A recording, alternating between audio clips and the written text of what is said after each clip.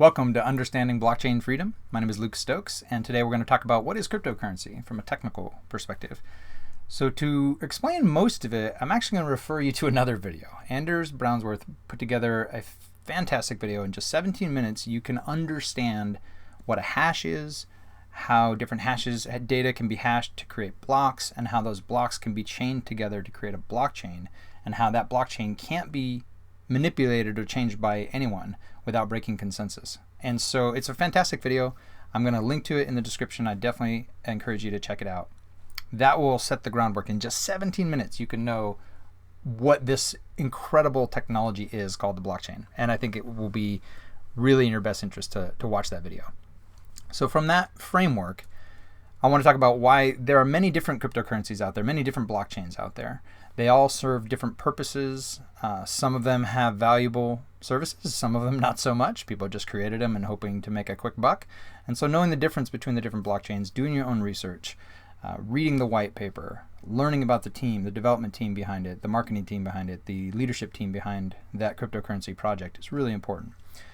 Knowing their history. What have they done in the past? What have they accomplished? So for example, there's a new blockchain technology coming out called EOS. Dan Larimer is the person behind that. He has an incredible history because he built Steemit.com, which is a social media platform which has been running, I've been on for almost a year now, which is incredibly performant, and it's a blockchain-based social media platform that pays content authors and curators in real tokens of value. He also built BitShares 2.0 and BitShares 1.0, and 2.0 was basically a rewrite once graphene technology came out of BitShares 1.0. So he has an incredible track record, so I can look at projects he's done and other people that have been working with him to also build peer plays, like Fabian and some others, and have some confidence in that. So when we look at different cryptocurrencies, different blockchain technologies, it's important to do some research because there's a lot of scams out there, and a lot of it's technical. You have to, put in some work to figure it out. I've been studying this stuff since 2013, and I'm still learning every single day. It's complicated stuff. So again, there's a lot of cryptocurrencies out there. It's not just Bitcoin, and it's important to understand the benefits of these other currencies and even certain things that Bitcoin might adopt in the future to improve itself. So the first question that most people think about is, where does the value come from? The first transaction in terms of Bitcoin was in May of 2010, and 2 pizzas sold for 10,000 Bitcoin. 10,000 Bitcoin. We call it the Bitcoin pizza. There's actually a Bitcoin pizza day to celebrate this. And today, just 7 years later, that's $25 million worth of value. And that's amazing. It's incredible. If you just stop and think about how in just 7 years can something that was essentially worthless be now worth that amount of money. It's an important question. I think it's one that we should all be asking ourselves. How do we define value? How do we understand value? How do we understand the pieces of paper in our wallet, that we can exchange for other things?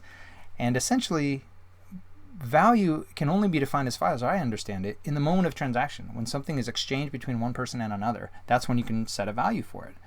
And ideally, the more liquidity you have, the more that's happening all over the place, and especially voluntarily, so it's not coerced via violence or threats of violence, the more we can have a clear picture of what true value is. And we can say, hey, generally speaking, most people think this is valuable, and then if I was to have that thing, then I can then exchange it with someone else for an equal amount of value. It's a very powerful concept, and it's been with us for a very long time. Great book, Origins of Virtue is a fun book to read about how we've had markets in exchange for a very, very long time as a species. And we've always used money, whether it's rocks, gold, silver, shells, tally sticks. We like the tokens of exchange because it's easier than barter, and it's essentially a ledger system. That's what money is. It's a way to keep track of who owes what to whom.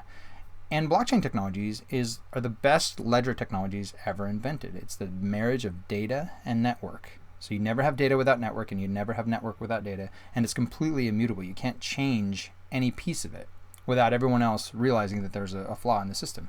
Everything is based on consensus. Everyone agrees, so every time new information comes, everyone else sees it. So whether that's a transaction, whether that's a smart contract that something happens between two computers, it's always agreed upon. So it's incredible consensus, and it's a really powerful thing.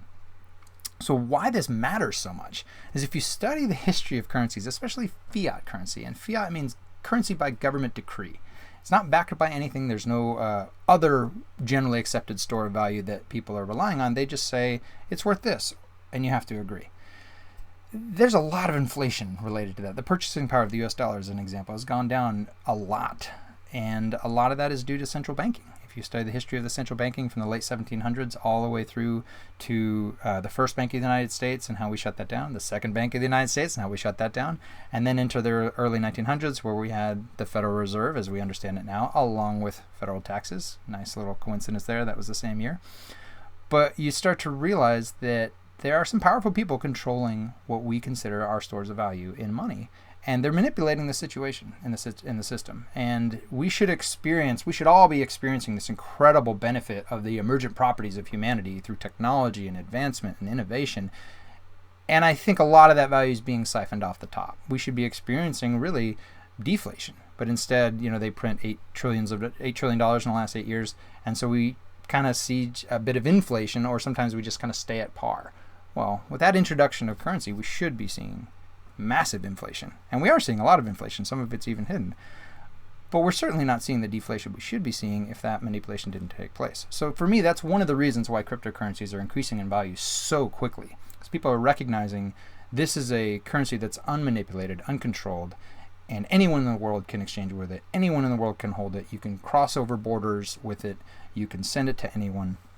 And that allows for autonomy, freedom, store of value. And there's a video that I love that I'll link to as well called The Philosophy of Liberty. And it talks about freedom and how important that is for our species.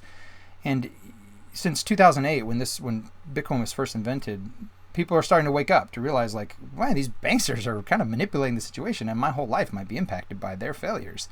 And Satoshi Nakamoto, whoever he might be, or a group of people, invented this as just a white paper, an 8-page paper. And again, I would encourage you to read it. It's very informative. And put it out there and said, hey, here's a new way that we could possibly do consensus and a ledger system that we think of as money and value that isn't manipulatable. It can't be controlled by any central figure.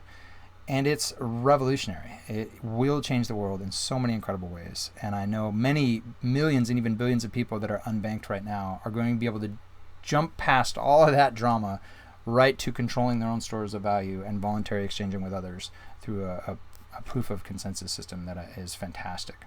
So thank you so much for joining us. I hope that was a little bit informative. We'll get into some more details of how you can buy cryptocurrencies, how you can use them safely and securely. So please stay tuned to understanding blockchain freedom. Thank you.